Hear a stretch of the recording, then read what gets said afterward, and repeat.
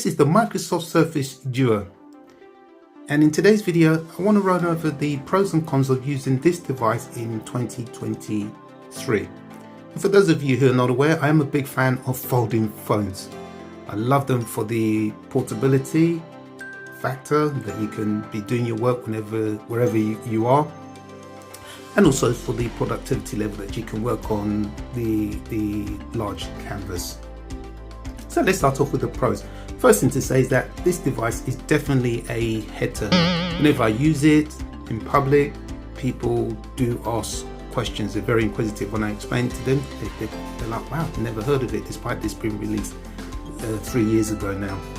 On one occasion, I put it down on the table along with the Z Fold 3, and my sister happened to walk past both devices.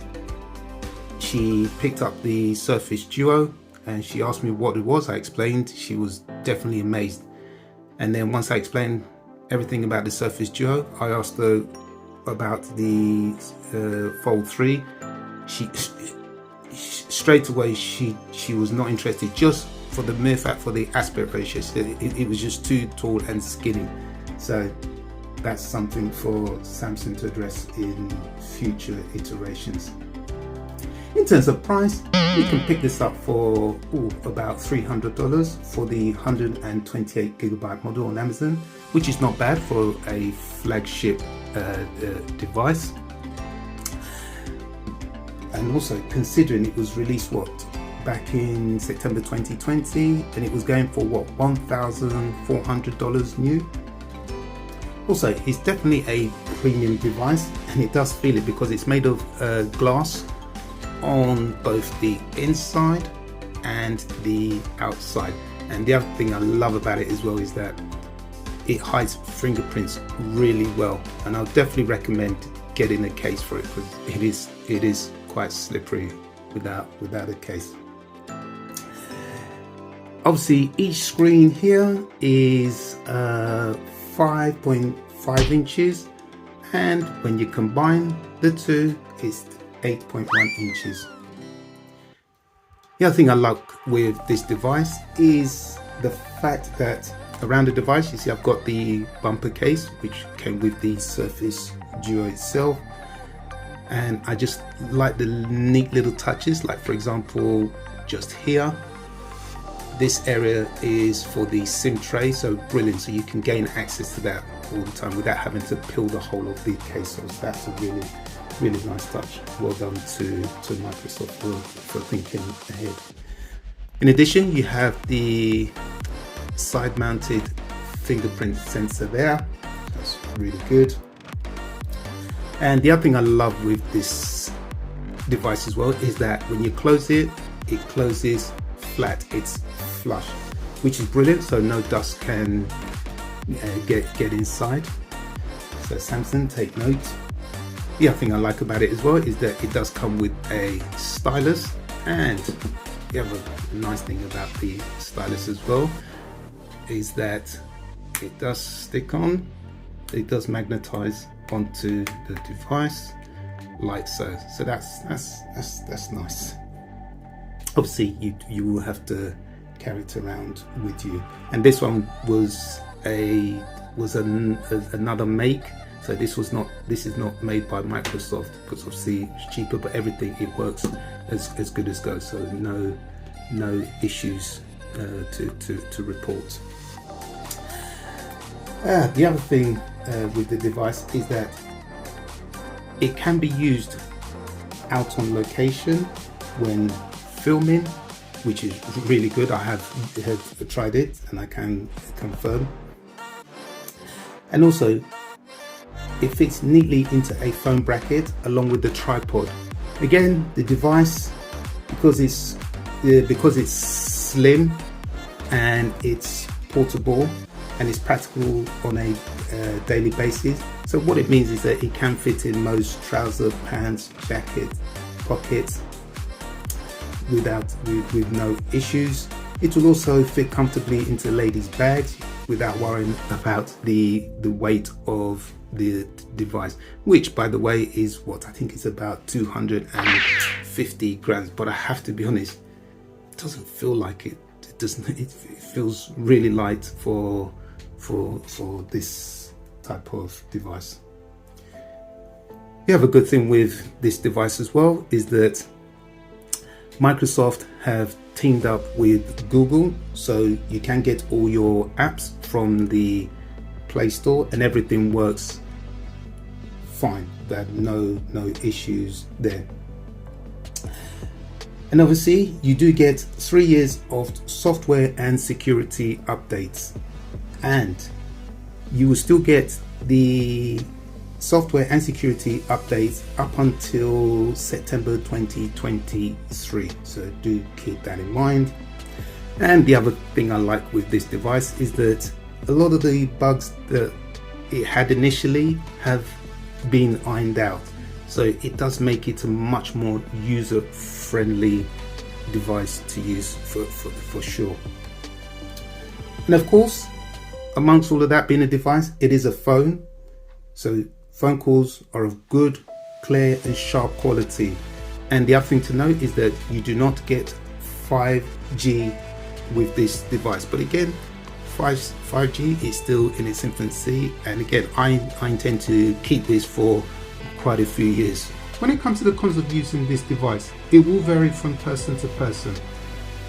So starting with my first con of using this device, and that is that it has a 60 Hz refresh rate, which, by the way, this thing runs smoothly, no lag or latency whatsoever. I have no issues at all with it, and it shouldn't be a deal breaker.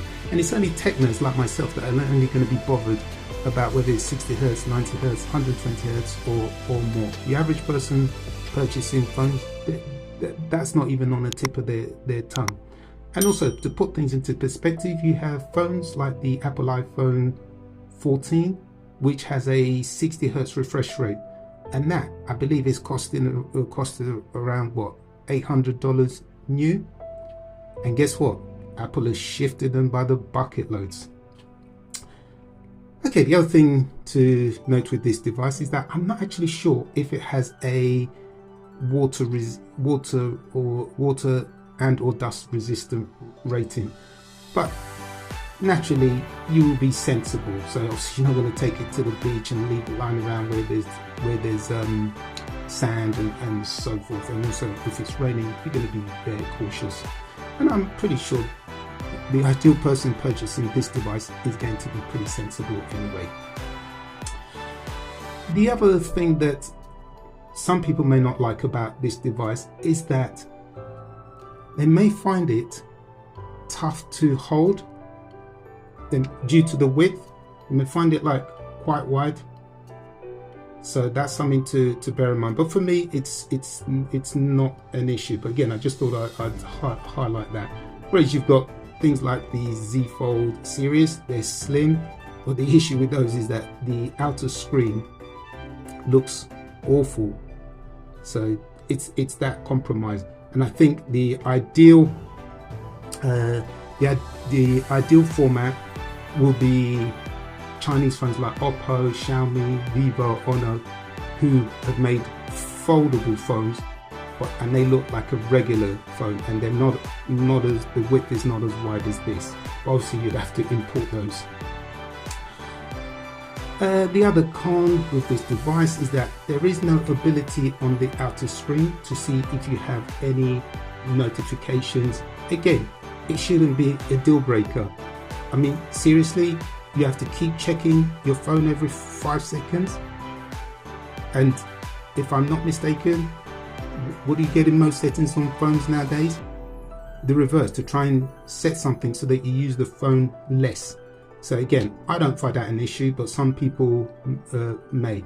And the follow-up to this, the Surface Duo 2 has some kind of notification on the side where you can see your message. But for me, it's not an issue. When I'm at work, I don't need to check my phone every second, like it's glued to my eyes. Maybe I check it maybe once every couple of hours, open it, check to see, and then move on. So again, this is something that I thought I'd mention. The other con with this device is that there is no ability to double tap to wake or close the screen. It's just, I'm so used to using other devices where that's the case. So I mean, it's not a big deal. All you need to do is just press on the side, the on off button on the side, and that will do the trick. And the other thing to note, again, I think it's a con anyway, is that in this day and age, in 2023, you have 23 watt sorry, on this device you have 18 watt wide charging. So as a result, it does mean that this can take a while to charge up. And compare that with, for example, some Samsung Galaxy phones which have 23 watt wide charging. And again, I still think that's really slow, because when you look at Xiaomi phones, they have anything from anything from 67 to 120 watt charging, and as a result, their premium devices can be charged from 0 to 100% in anything from 20 minutes to 50 minutes, which is incredible. It really is. You have to see it to believe it. And I do believe I've got a couple of videos about it on my site, that's for sure. Obviously there is no wireless charging. Again, not a deal breaker for me, but it may be for some people.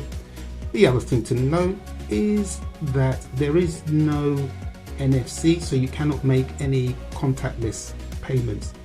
But I suspect, could be wrong, but like myself, I use this as a secondary device and not a primary device. The Surface Duo 1 has the advantage of a single 11 megapixel camera, which is used to take videos and photos on the main camera and for selfies. Unlike the Surface Duo 2, which has a camera bump around here, meaning you will always have to take photos either with the device open, like this, or like that. Then what we do, just turn it like that, double tap, and now we have the main camera. Look at that, look at that. And I just love the way this closes shut.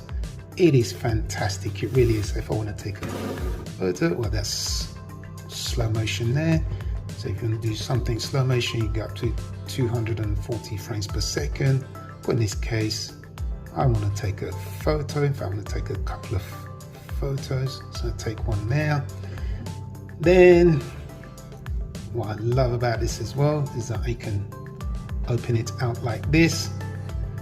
And if I bring that to the middle like that, so you can see when I take a photo, let's take another photo. Let's take this pen. Let me just take one of myself while I'm here. Okay. There you go, so you should see it over there. So I think that's really good. I like that. Really neat. When it comes to camera modes, you've got a choice of slow motion, where you can record up to 240 frames per second. You have video, where you can record up to 4K at 60 frames per second. You have photo, portrait, and panorama. And the eagle-eyed amongst you will notice there is no night mode. However, you'll be able to judge from the photos and videos later the quality of photos and videos taken with the regular camera.